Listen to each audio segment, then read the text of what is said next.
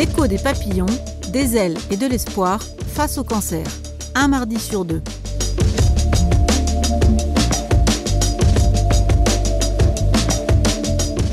Mais l'espoir, c'est tout, mais pour toute la vie. Rien n'est écrit. Quand on est médecin, il faut être humble. On ne peut jamais dire jamais. Moi, je dis toujours, on ne peut pas dire toujours et on ne peut jamais dire jamais. C'est pas vrai.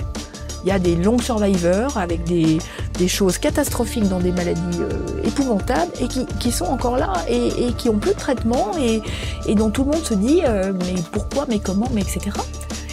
On veut toujours en médecine mettre des cases, mettre les gens dans des cases. Non, on suit des gens, on suit pas des maladies. Bonjour, je m'appelle Uriel. Uriel avec 2 ailes, comme un papillon, symbole de résilience et de renaissance.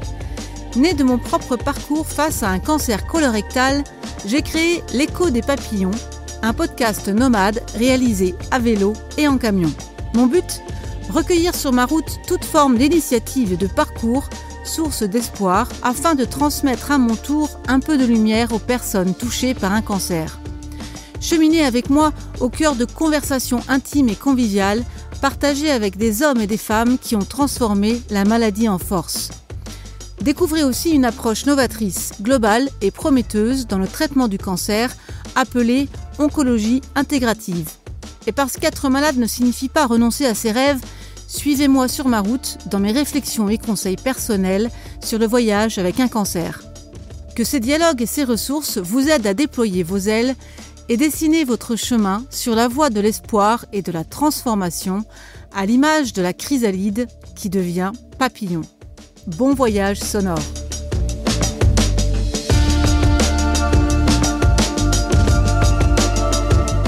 Bienvenue dans ce 2e épisode de l'écho des papillons. Avez-vous déjà entendu parler de l'oncologie intégrative ? Encore trop peu connue en France, cette approche novatrice et globale dans le traitement du cancer allie le meilleur de la médecine moderne aux pratiques complémentaires. De plus, elle considère le patient dans sa globalité, abordant ses dimensions corps, esprit, émotion, ses particularités et ses ressources. Quels sont ses intérêts pour le patient ? Quels bénéfices ? Comment y accéder ? Pour découvrir cette approche prometteuse, j'ai fait une escale sonore au Centre Ressources Lyon, 6e centre ressources fondé en 2019 parmi les 8 qui existent aujourd'hui en France. Et c'est le docteur Christelle Bénard-Charvet, présidente de l'association Centre Ressources Lyon, qui me fait l'honneur de répondre à mes questions. Christelle, outre votre rôle de présidente, vous êtes médecin, gynécologue, chirurgienne et homéopathe, diplômée en soins de support et en nutrition. Femme de conviction, empreinte d'une grande humanité, vous défendez une approche globale de l'accompagnement des patients atteints de cancer. Votre mission ? Accompagner, aider les personnes touchées par un cancer à développer leurs propres ressources, à découvrir et choisir les outils qui leur permettront de devenir pleinement actrices de leur santé. Pour l'écho des papillons, vous avez accepté d'expliquer à nos auditeurs ce qu'est l'oncologie intégrative, son rôle en complémentarité avec l'oncologie traditionnelle en France et les solutions concrètes proposées par le Centre Ressources Lyon.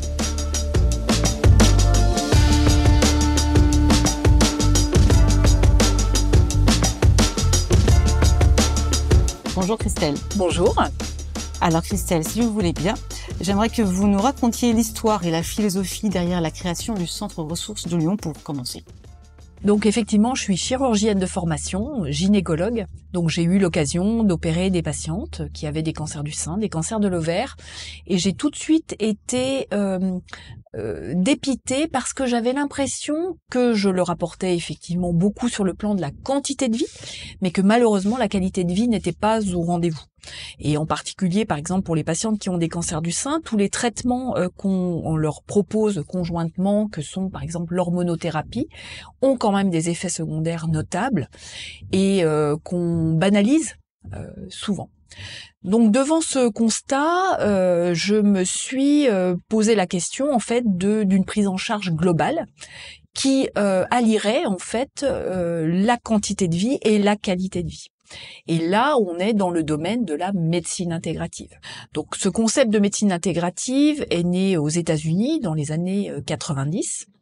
Moi, ça m'a tout de suite parlé. Voilà, j'ai tout de suite été très sensible au fait de soigner non pas un organe malade, mais une personne qui a une pathologie. Mais je ne soigne pas une pathologie, je soigne des personnes.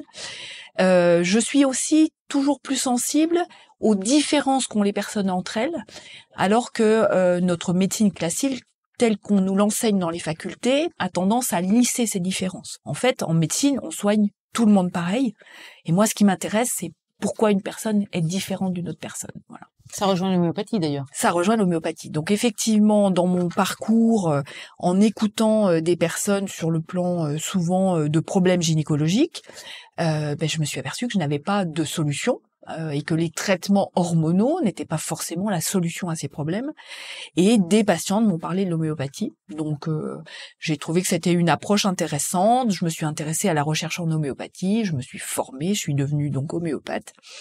Et j'ai après utilisé cet outil qu'est l'homéopathie pour m'occuper justement de la qualité de vie sans interférence avec les traitements, par exemple les traitements du cancer.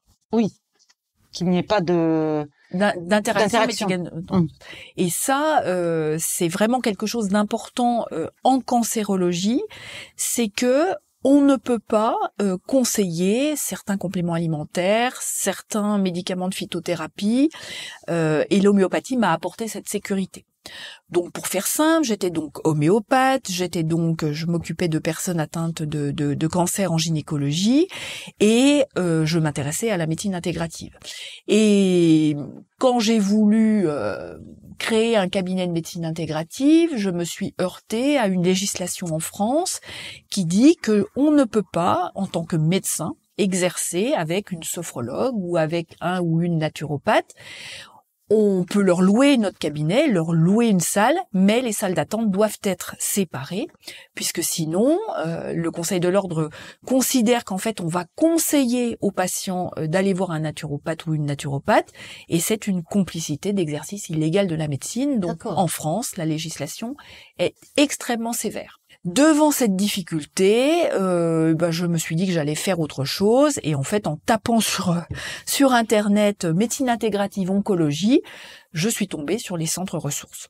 Donc celui d'Aix-en-Provence. Celui d'Aix-en-Provence. Donc je me suis déplacée à Aix-en-Provence, je suis allée voir Jean-Loup Mouisset, qui m'a présenté les études sur lesquelles il avait conçu le concept des centres ressources. Pardon, Jean-Louis Mouisset, qui est donc médecin oncologue, voilà, qui a créé le premier centre ressources. Il a créé le premier centre ressources et en fait, il était jeune interne et il s'est intéressé à des études américaines qui disaient que un accompagnement psychosocial de personnes, donc de femmes atteintes de cancer du sein, améliorait non seulement la qualité de vie, mais diminuait le taux de récidive. Ces études ont été publiées. Et voilà, il raconte qu'il est revenu en France avec ce concept, donc il est allé se former aux États-Unis. Et quand il est revenu en France avec ce concept dans les années 2000, et qu'il a dit moi je vais mettre une psychologue, mes patients, je vais les faire suivre par des psychologues, des naturopathes, des professeurs d'activité physique. Les oncologues ont dit non mais c'est quoi cette idée de vouloir faire des groupes de parole? En mettant des gens qui ont des cancers ensemble. Ça va être épouvantable. Ces gens, ils vont être déprimés, voilà. Ouais. Et donc, la France n'était pas prête, clairement, les oncologues n'étaient pas prêts, et il a débuté, en fait, tout seul, pour ses propres patients. Et maintenant, l'oncologie intégrative a une société française d'oncologie intégrative dont je fais partie, qui est née en 2023, et qui montre bien que, en France, nous arrivons maintenant à concevoir dans beaucoup d'endroits de France l'association en fait de la médecine conventionnelle, des pratiques complémentaires, mais coordonnées par un professionnel de santé. Et c'est ça qui fait la médecine intégrative. C'est cette coordination pour le bien des patients. Oui. Voilà. Et on est d'accord que donc ce n'est pas une médecine alternative, mais complémentaire. Elle est complémentaire, mais elle n'est pas au choix du patient. Et pourquoi je dis ça? C'est parce que tous les patients qui ont un cancer, comme beaucoup de maladies chroniques, en fait, ils pensent qu'ils font de l'intégratif parce qu'ils vont prendre Internet et ils vont aller voir un thérapeute en plus de la médecine conventionnelle. Et là, il y a un vrai risque parce que on peut tomber sur, comme d'ailleurs parmi les médecins, on peut tomber sur des thérapeutes très honnêtes, brillants, qualifiés, etc. Mais on peut aussi tomber sur des thérapeutes qui vont profiter de la fragilité et de la vulnérabilité des personnes atteintes de cancer. Ouais. Et l'oncologie intégrative est faite pour sécuriser le parcours des patients. Et moi, j'ai trouvé que l'idée de créer un centre ressources Lyon apportait cet espace de sécurité, puisque nous, donc au centre ressources Lyon, comme d'ailleurs dans tous les centres ressources, tous les intervenants sont vraiment recrutés avec des process très précis, évidemment CV, lettre de motivation, diplôme vérifié, et puis expérience d'au moins 3 ans dans leur pratique. Donc ça, c'est important. Ça permet dans des spécialités ou des activités qui ne correspondent pas encore à des études randomisées versus placebo, d'avoir au moins des personnes qui sont expérimentées. Est-ce qu'on peut préciser quels sont les pôles, qu'est-ce qu'on englobe dans l'oncologie intégrative? Il y a le bien-être, le psycho, le côté psychocorporel, etc. La définition de l'oncologie intégrative, c'est juste l'association de l'oncologie conventionnelle avec les traitements chirurgicaux, radiothérapie, immunothérapie, chimiothérapie, et de tout accompagnement qui peut servir à ce que les personnes aillent mieux en qualité de vie, mais ça va, par exemple, effectivement, du psychologue, de soins de support, mais ça peut aller jusqu'au mode de vie, par exemple, l'alimentation ou la connaissance de la maladie, tout ce qui est éducation thérapeutique. Donc l'oncologie intégrative, elle est extrêmement vaste. C'est tout ce qui peut mettre en mouvement en fait la personne et lui apporter, en association au traitement conventionnel, une certaine forme de qualité de vie et de prévention tertiaire d'une autre pathologie, par exemple. Donc c'est très très vaste. D'accord. C'est très vaste. C'est pas du tout cadré pour l'instant. Mais l'idée derrière, c'est quand même que le patient se sente acteur. Voilà, donc l'empowerment dont on parle beaucoup dans les pays anglo-saxons, c'est-à-dire cette possibilité pour la personne de connaître sa propre pathologie et d'être actrice devant sa pathologie, c'est vraiment quelque chose qui est important et qui rejoint d'ailleurs l'alliance thérapeutique avec le médecin ou avec le thérapeute. Pour être en alliance thérapeutique, il faut pas qu'il y ait un sachant et un pas sachant. Il faut qu'on soit tous main dans la main. Moi, c'est ce que j'aime dans le concept intégratif, c'est qu'on est main dans la main pour avancer ensemble et avoir cette prise en charge globale, ce recul sur oui, vous avez un cancer, mais vous êtes Madame X ou Monsieur Y, vous avez 3 enfants, vous êtes en arrêt de travail à cause de votre cancer, ça induit un stress parce que vous gagnez moins d'argent. C'est tout ça en fait. Moi, j'aime beaucoup la notion de déterminant de santé. Notre médecine conventionnelle prend en fait en charge la pathologie, point, mais ne considère pas l'individu dans son environnement. Or, le cancer, comme beaucoup de maladies chroniques, c'est un tsunami dans une vie. Il y a un avant, il y a un après. Encore plus dans le cancer du sein, où la plupart du temps, la patiente, elle est absolument pas malade, elle fait sa mammographie, on lui dit vous avez un cancer, et les traitements vont la rendre malade. C'est vraiment, c'est très particulier. Et je pense que notre médecine, évidemment, sauve des vies, et je crois, évidemment, bien sûr, au fait qu'il faut opérer les gens, les traiter, leur donner des chimiothérapies, etc. Mais on oublie tous les à côté. Et ces à côté, ces déterminants de santé, sont importants à la fois pour gérer la crise de ce cancer, mais aussi pour gérer, peut-être, diminuer le taux de récidive. Jean-Loup Misset, moi j'aime beaucoup ce qu'il dit. Il dit que le traitement conventionnel, c'est un peu le pompier qui éteint l'incendie. C'est le Canadair, voilà. Oui, donc il y a l'incendie, on éteint l'incendie, tout le monde est content. Sauf que, s'il y a des braises, et qu'on surveille pas ces braises, les braises, peut-être qu'un jour, l'incendie va repartir. Et l'oncologie intégrative, en tout cas, nous, ce qu'on fait au Centre Ressources Lyon, vise à permettre à la personne de surveiller ses braises, voire peut-être même de les éteindre complètement. On pense à l'exemple du tabac, c'est sûr que si quelqu'un qui a eu un cancer, en particulier le cancer du sein, continue de fumer, il y a plus de risques de récidive.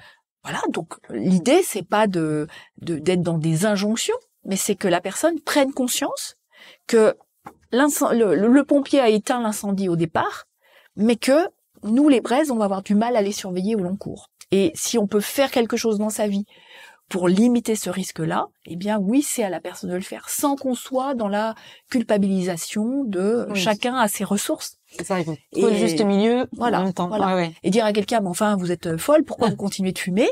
Bah, c'est pas si simple. Si c'était facile d'arrêter de fumer, personne ne fumerait actuellement. Et là, voilà, dans l'idée du guerrier, même si je pense que on se trompe un petit peu de combat. Dans le cancer, on essaye de combattre les cellules cancéreuses.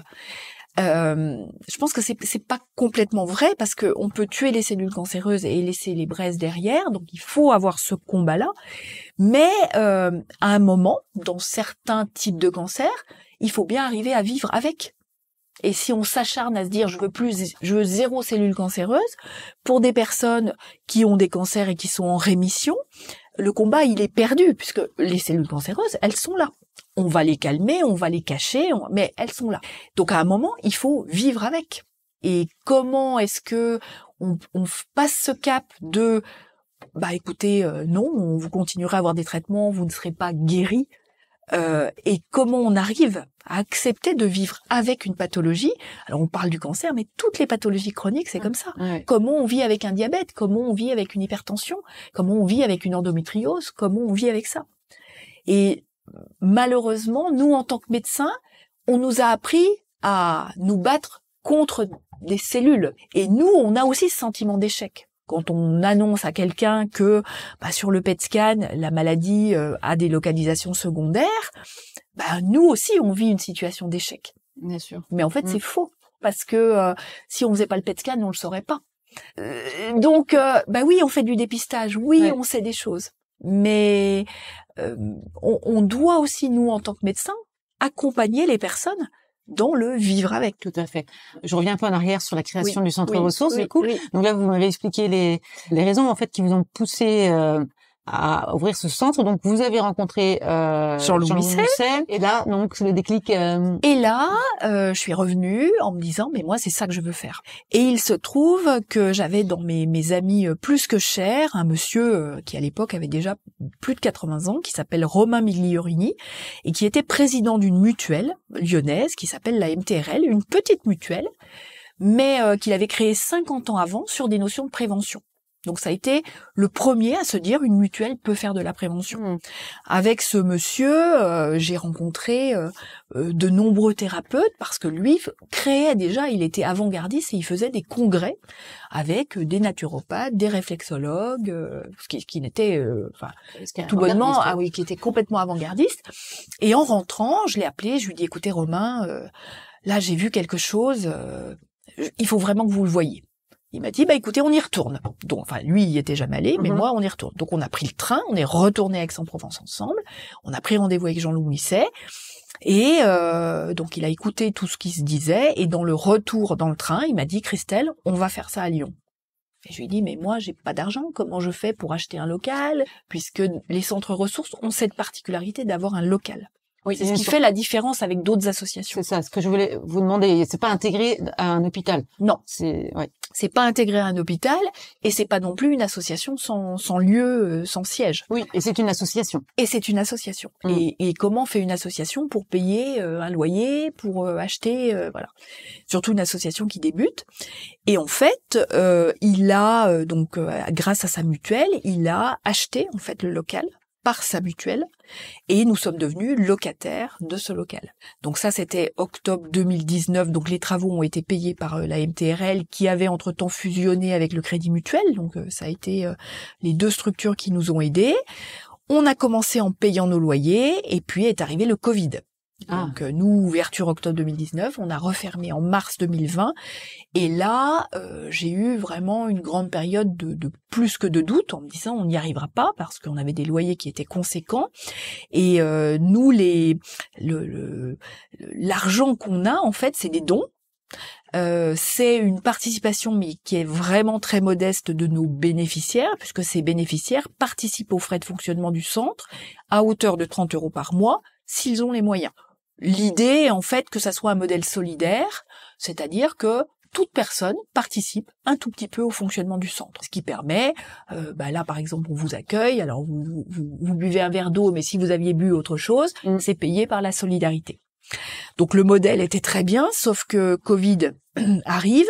Et là, je me dis, on n'aura plus de dons, on vient de commencer, donc on pourra pas faire d'événements, on n'aura plus de bénéficiaires, puisque le centre était fermé. Et finalement, le Covid a été une chance, comme quoi, voilà, puisque grâce au Covid, j'ai pu négocier avec le Crédit Mutuel et la MTRL une exonération de loyer qui devait être temporaire et finalement qui s'est prolongé jusqu'à aujourd'hui. Voilà, avec le Crédit Mutuel qui nous a aidés en mécénat d'entreprise, en fait, en nous exonérant, on va dire, des loyers jusqu'à aujourd'hui. Mais c'est vrai que si j'avais pas eu Romain qui achète le local, j'aurais jamais pu commencer parce que j'avais démarché les mairies, j'avais démarché des agents immobiliers, mais il fallait un apport.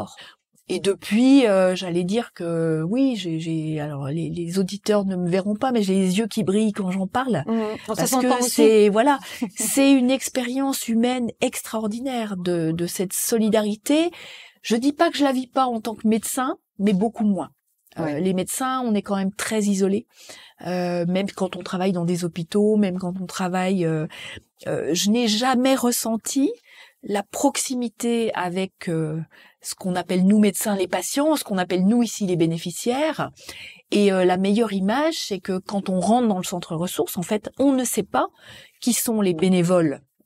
Et parmi eux, il y a des professionnels de santé et les bénéficiaires. Il n'y a pas de blues, on boit le café ensemble, on mange ensemble, on discute de tout et de rien ensemble. Et je pense que moi, j'ai fait médecine pour aider les gens. Mais je pensais, j'ai toujours dit qu'en fait, si j'avais su ce qu'était le métier de médecin, j'aurais peut-être pas fait médecin mais infirmière. Cette proximité, ce contact avec le patient, qui peut être un contact physique, me manque en tant que médecin. Parce que dans nos études de médecine, on nous apprend à garder une certaine distance avec le patient, en nous disant même que c'est pas bien de toucher le patient ou de lui mettre la main sur l'épaule quand on annonce une mauvaise nouvelle. Alors moi, j'ai jamais suivi ces directives, mais voilà, on nous dit attention, vous pouvez être empathique, mais protégez-vous quelque part, n'allez pas trop loin parce que vous tiendrez pas en fait. Eh bien, le centre ressources me permet, c'est une bouffée d'oxygène pour moi, où ça me permet de me laisser aller, à m'asseoir avec un bénéficiaire et qu'elle pleure en me racontant sa vie. Voilà, sans que j'aie une obligation de soins et de résultats. On est là pour écouter. C'est un espace de rencontre. Alors concrètement, aujourd'hui, le centre ressources à Lyon propose quel genre d'accompagnement? Comme tous les centres ressources, on est un petit peu tous basés sur la même chose. On a un pôle mieux-être et on a un programme d'accompagnement thérapeutique.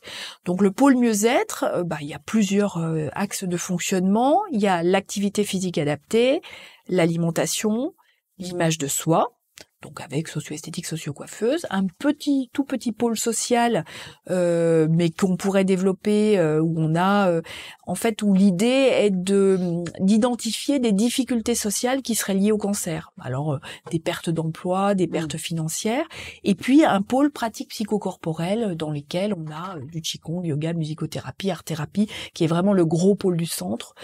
Et puis on a donc dans ce pôle mieux-être aussi des ateliers cognitifs, on a des ateliers de sexothérapie, on a des jeux de société, on a des ateliers d'art floral. Donc tout ça, c'est le mieux-être. Donc dans ce pôle mieux-être, tous nos intervenants sont bénévoles. Certains ont des diplômes, évidemment pour tout ce qui est pratique psychocorporelle, activité physique adaptée, etc.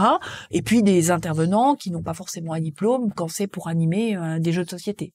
Et puis le deuxième, l'ADN des centres ressources, c'est le programme personnalisé d'accompagnement thérapeutique qu'on appelle le PACT. Donc c'est un brevet qui est déposé et qui consiste là à faire un suivi pendant 1 an par des groupes de type soutien-expression. Donc pour faire simple, c'est par exemple les alcooliques anonymes, c'est ce type de groupe. Donc il y a un encadrement par une psychologue ou un psychothérapeute avec 5 modules.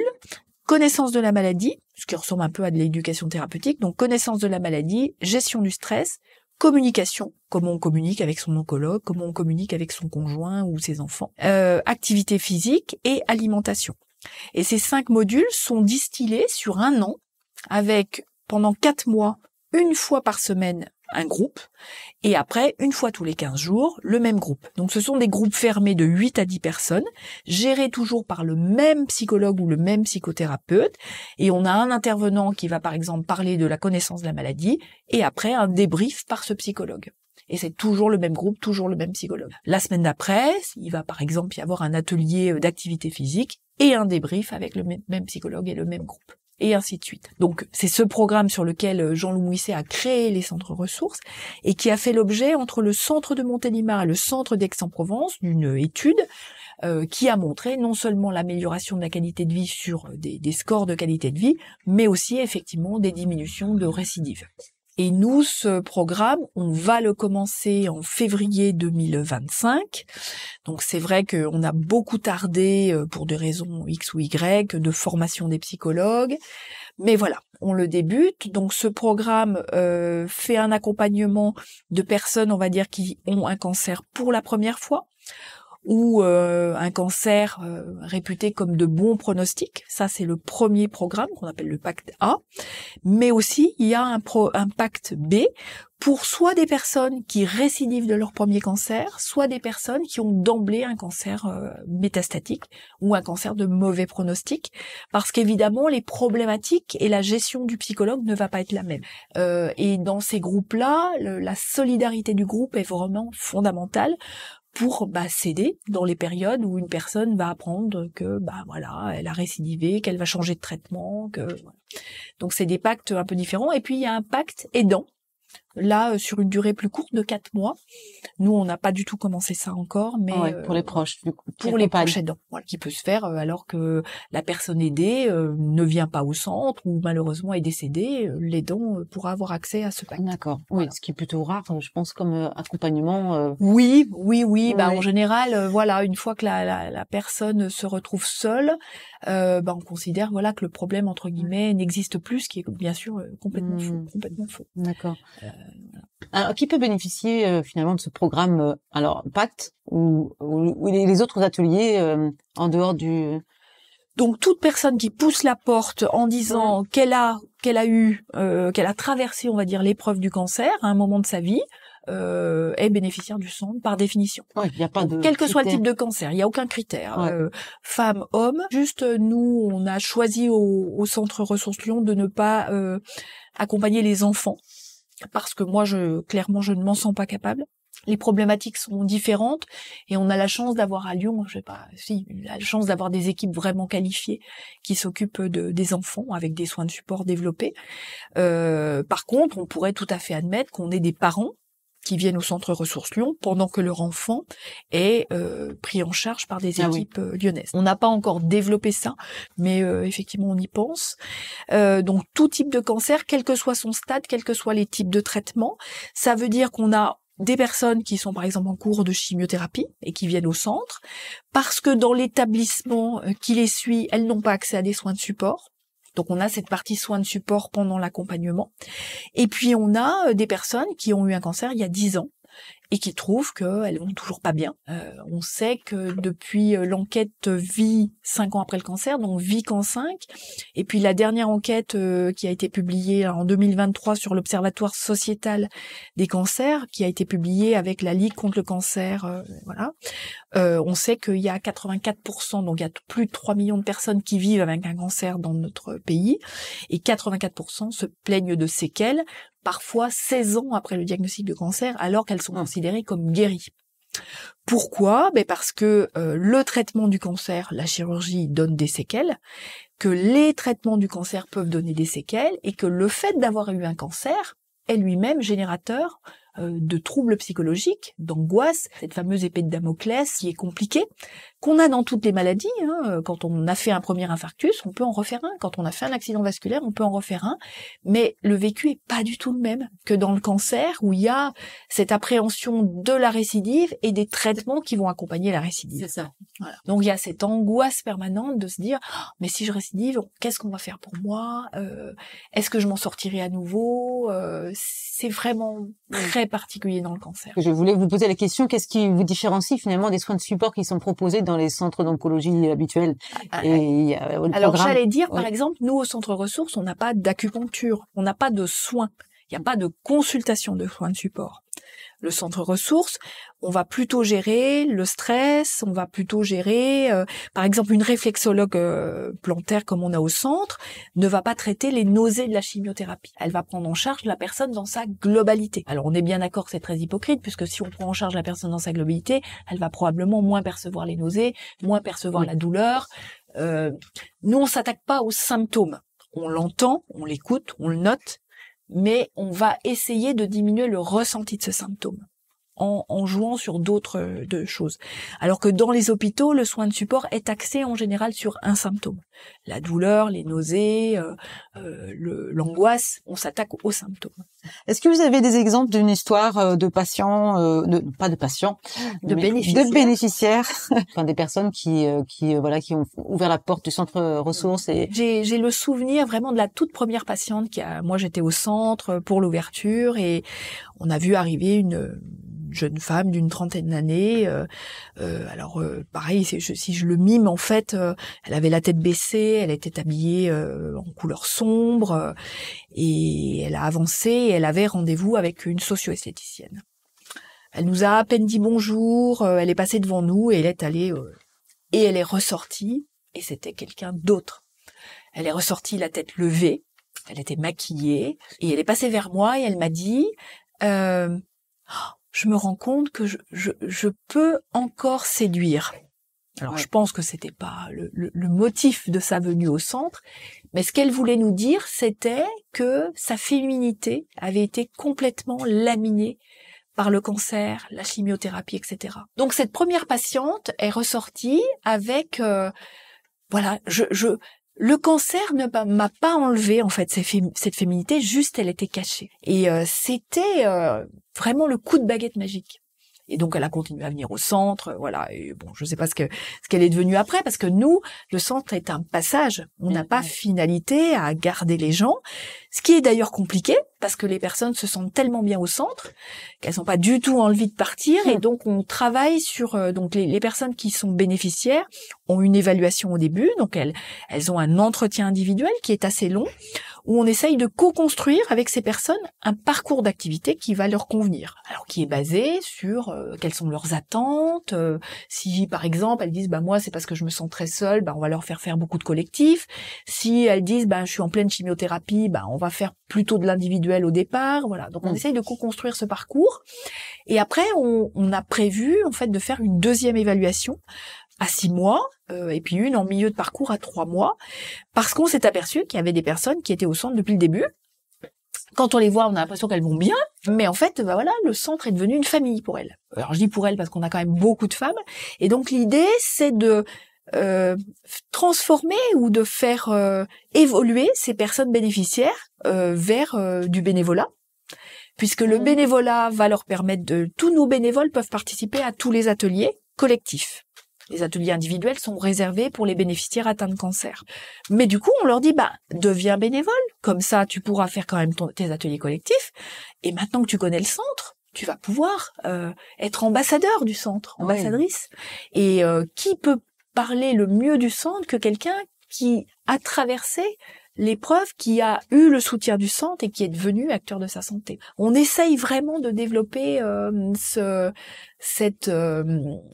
ces compétences, parce que c'est vraiment des compétences d'ambassadeur, de passage en fait, et de dire j'étais bénéficiaire du centre, là je me sens capable d'être bénévole maintenant dans le centre, parce que oui, je peux expliquer à d'autres personnes ce que c'est que d'être acteur de sa santé, les activités que j'ai prises, je suis capable maintenant de faire de la marche tous les jours tout seul, parce que maintenant c'est intégré dans ma vie. Nous, le but du centre, c'est que tous ces outils, toutes ces initiations qu'on donne aux personnes soient des outils qu'elles intègrent dans leur vie ou qu'ils intègrent dans leur vie définitivement et qui pourront leur servir si un jour elles ont un autre souci de santé ou un problème dans leur vie ou des problèmes avec leurs proches ou voilà. Voilà. C'est un changement de mode de vie souvent. C'est une évolution de mode de vie. Ouais. Pas forcément changement parce que j'allais dire que moi j'ai quand même beaucoup de femmes que je suis qui me disent mais je comprends pas pourquoi j'ai eu un cancer. En fait, je faisais déjà tout bien. Je mangeais bio, j'avais de l'activité physique et tout ça. Elles ont diminué leurs facteurs de risque. Pour autant, 40% des cancers sont évitables, 60% ne le sont pas.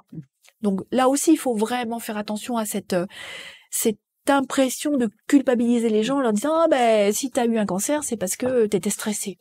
Il y a plein de gens stressés qui font pas de cancer et il y a plein de gens pas stressés qui en font. Voilà. C'est une évolution du mode de vie dans peut-être aussi une acceptation, quelque part, d'avoir été malade ou de continuer à avoir un cancer et d'être traité sans pour autant être dans la culpabilité et en profitant, dans toutes ces pratiques psychocorporelles, il y a quand même le profiter de l'instant présent. Oui, ça c'est essentiel et voilà. C'est pas simple, c'est un apprentissage. Et moi qui ai la chance de ne pas encore avoir eu de cancer, hein, ou en tout cas je le sais pas, j'ai donc suivi un diplôme de pratique psychocorporelle, je fais de la cohérence cardiaque, et à titre personnel, ça m'a été mais plus qu'utile de se dire arrêtons de courir, qu'est-ce que je vais faire demain ?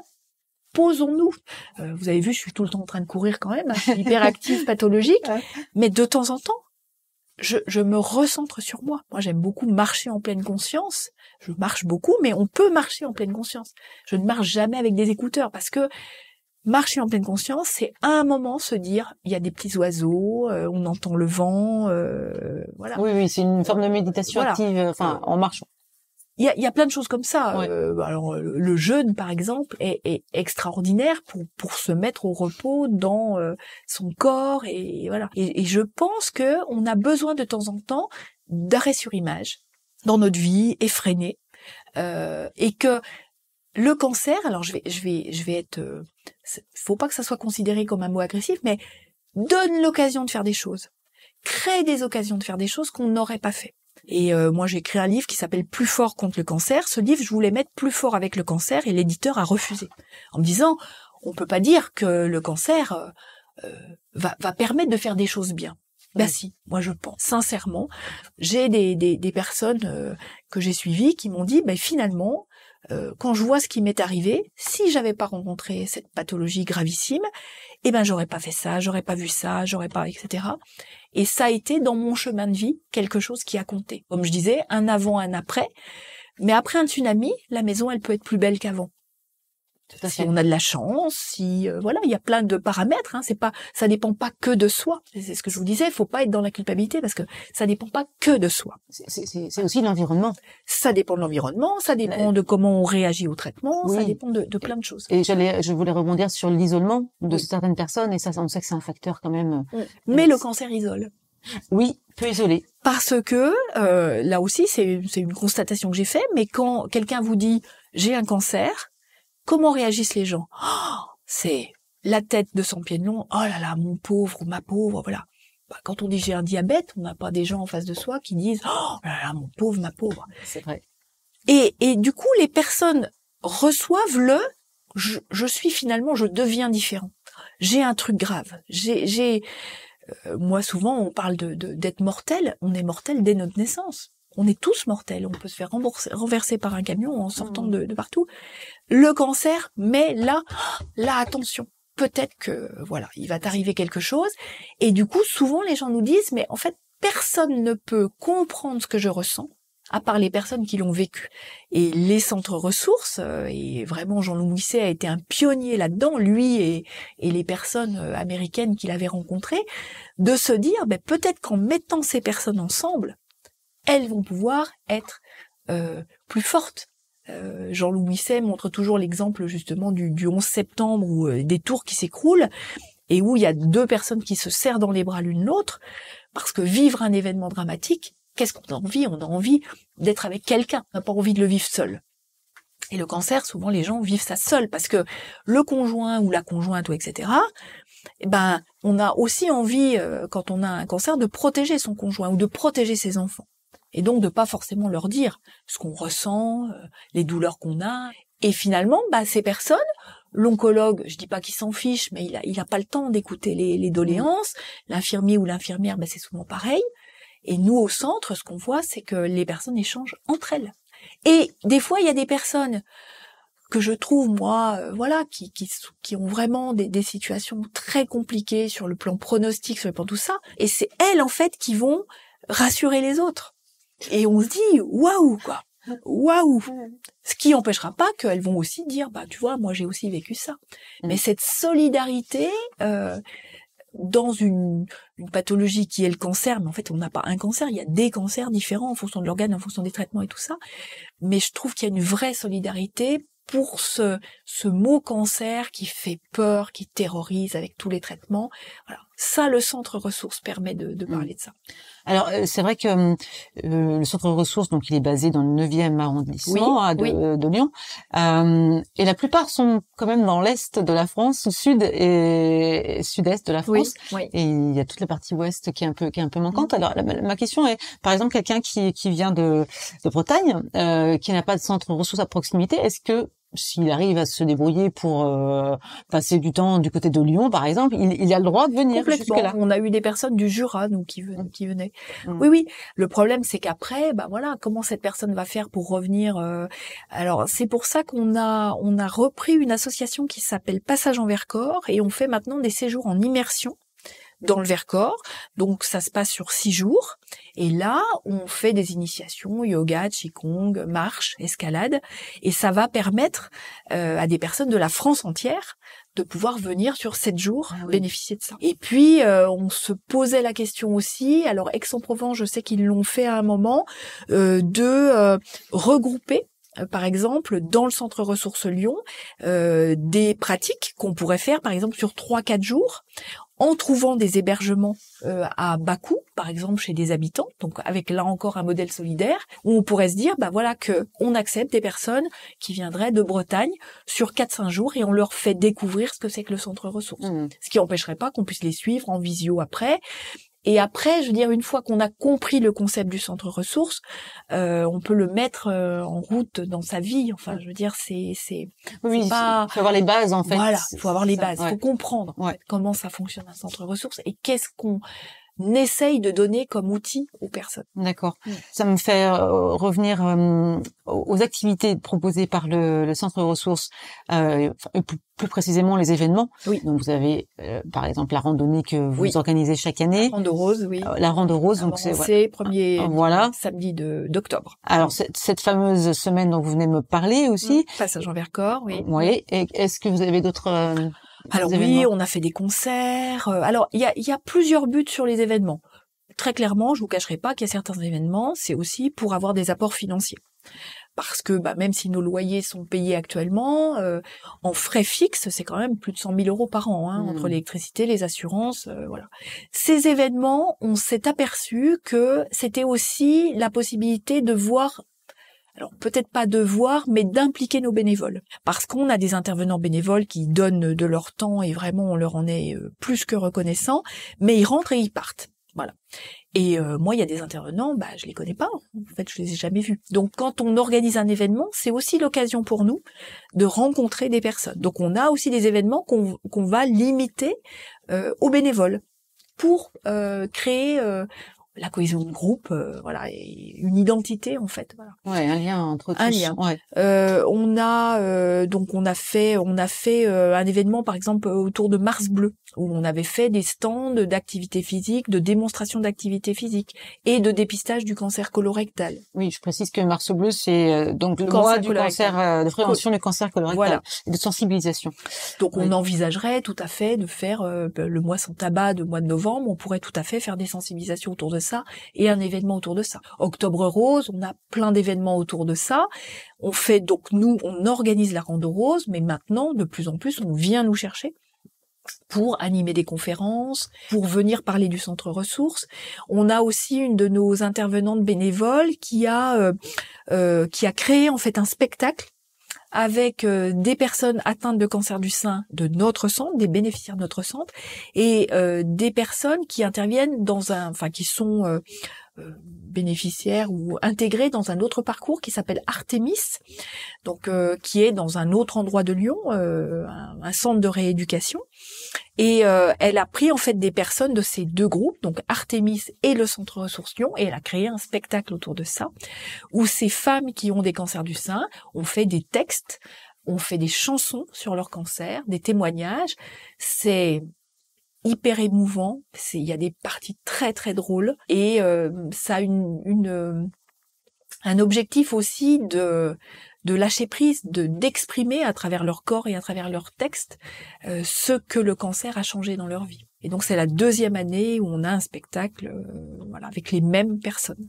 Et une manière de rebondir après. Une manière de rebondir et d'exprimer des choses. Ouais. Et dans ces spectacles, leurs conjoints, la plupart du temps, sont là, leurs enfants sont là. Et je pense qu'il y a des choses qu'elles disent à travers le spectacle qu'elles n'ont jamais exprimées à leur entourage. Ah ouais, ou peut-être pas de cette manière non plus, mais pas de cette manière. Ouais. Et elles chantent. Il y a des personnes qui n'ont jamais chanté en solo et qui chantent dans ce spectacle en solo. C'est beau. C'est vraiment très très beau. Ouais. Comment vous voyez l'avenir en fait de la médecine, l'oncologie intégrative plus précisément, là maintenant aujourd'hui, sachant que c'est tout récent quand même en France. Quelle est votre vision des choses? Alors, je pense que les hôpitaux commencent vraiment à y réfléchir. On a par exemple à Lyon une consultation d'oncologie intégrative au centre Léon Bérard. Donc il y a vraiment un mouvement, alors plus qu'une tendance, je pense une vraie certitude que cette oncologie intégrative peut améliorer la qualité de vie et la quantité de vie des personnes atteintes de cancer. Une prise de conscience, on va dire, basée sur des preuves. Alors ça ne se fera pas partout, puisque le nerf de la guerre, c'est quand même les financements, et qu'on voit très bien que dans ces centres-là, c'est pas demain que le naturopathe va être payé, c'est sûr. Donc en France, tout ce qui est qualité de vie reste encore à la charge des patients. Et à la charge des associations. Donc ce qu'on espère, c'est que ce mouvement va déboucher sur des études qui montreront que ça a vraiment une utilité, ce qu'on est en train de dire, donc ça commence à être prouvé, et qu'il y aura des budgets dédiés à cette oncologie intégrative. On a aussi envie que ces parcours soient sécurisés. Et nous, on est actuellement en démarche de labellisation d'oncologie intégrative, parce que on a bien conscience que il va y avoir une opportunité, et finalement tout le monde va pouvoir dire moi j'ouvre un cabinet d'oncologie intégrative et je vais faire de l'alimentation, etc. Comment est-ce que les personnes vont pouvoir se retrouver là-dedans? Est-ce que par exemple elles vont se dire dans la mesure où je vais payer très cher, c'est forcément que c'est bien? Et là, il peut vraiment y avoir des dérives, avec parfois même d'ailleurs des thérapeutes qui veulent bien faire, qui sont qualifiés, mais qui ne seront pas dans un environnement sécurisant parce que pas en relation avec les pratiques conventionnelles. Et en fait, on sait très bien qu'il y a des personnes qui vont aller dans ces cabinets de médecine intégrative ou d'oncologie intégrative et qui vont se dire finalement je vais tellement bien et on me dit que ça va aider, ça va m'aider à guérir, que je vais arrêter ma chimiothérapie et parce que finalement je me rends compte que je vais plutôt mieux avec ces thérapeutes-là que quand je fais ma séance de chimio. Voilà.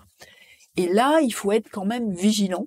Il faut être coordonné et normalement dans l'oncologie intégrative il y a cette coordination qui devrait partir de l'hôpital ou du centre de soins ou peut-être de structures comme les nôtres, de structures labellisées, puisque dans la labellisation, on nous demande d'être en relation avec l'hôpital, la clinique, etc. Et voilà, donc cette démarche en labellisation se développe.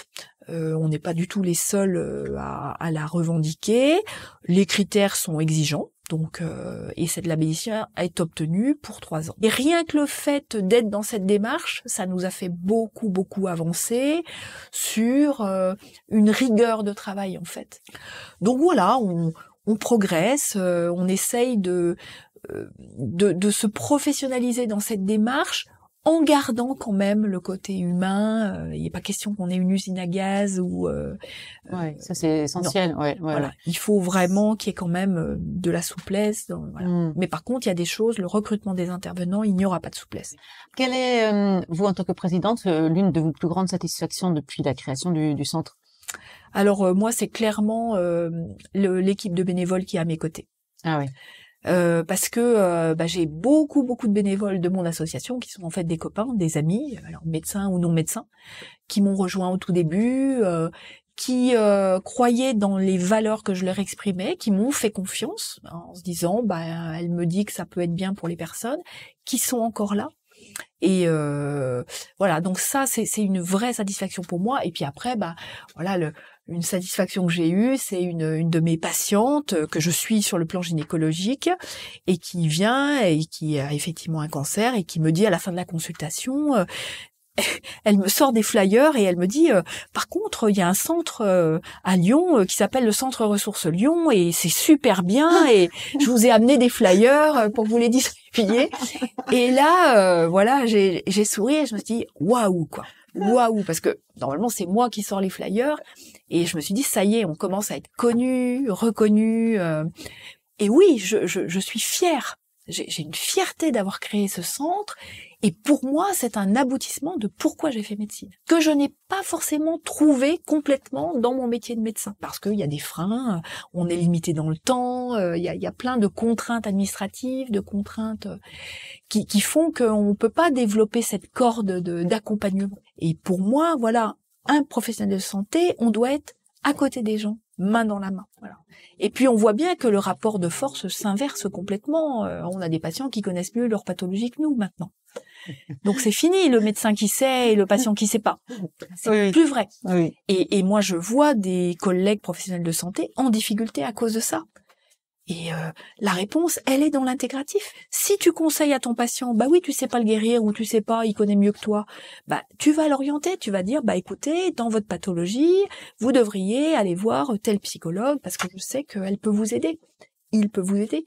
Et on a notre place aussi dans l'accompagnement des personnes. Et on sait que, heureusement, la médecine avançant, les personnes vont de moins en moins mourir de leur pathologie chronique, hein.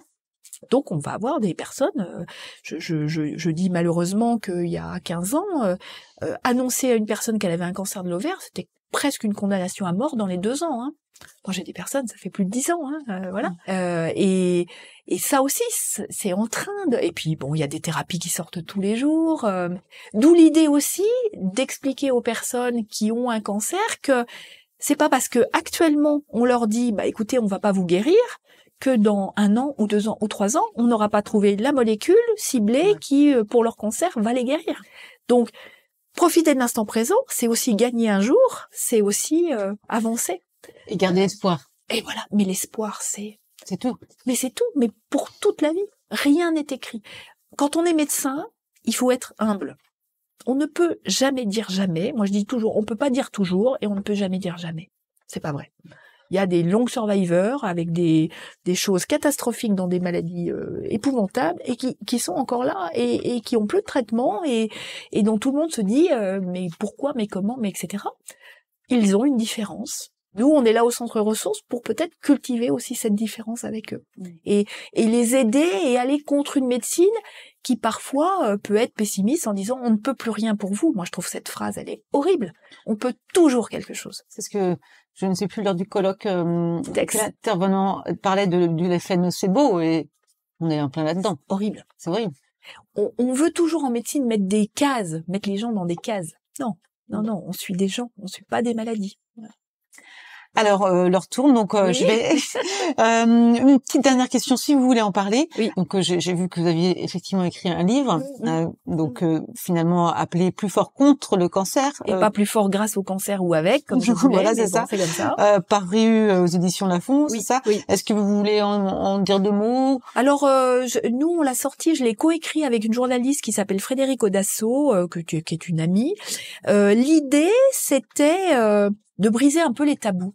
C'est-à-dire de se dire, oui, effectivement, on va faire un livre où on va dire aux personnes, il y a de l'espoir, voilà ce que c'est que la maladie du cancer, voilà ce que sont les pratiques complémentaires, voilà à quoi sert le yoga, voilà. Donc c'est un livre, en fait, d'ouverture sur l'oncologie intégrative, clairement.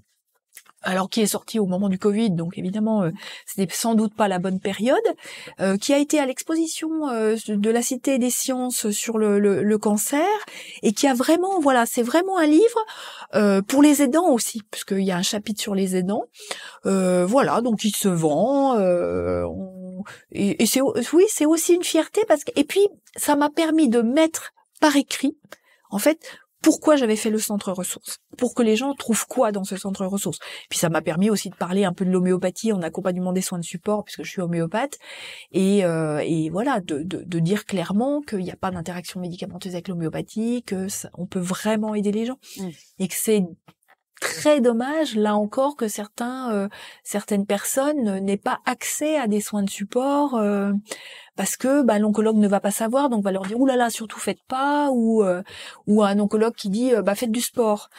Oui, mais quand on n'en a jamais fait, c'est compliqué. Non, c'est pas faites du sport, c'est activité physique. L'activité physique n'est pas du sport. Enfin, elle peut l'être, mais pas obligatoirement. Donc c'est un peu, je reprends dans ce livre avec Frédéric. Je pousse aussi des petits coups de gueule, donc qui sont de ma nature, mais d'oser en fait dire vous pouvez faire ça dans tel but, mais attention, sécurisez-vous, sécurisez votre parcours.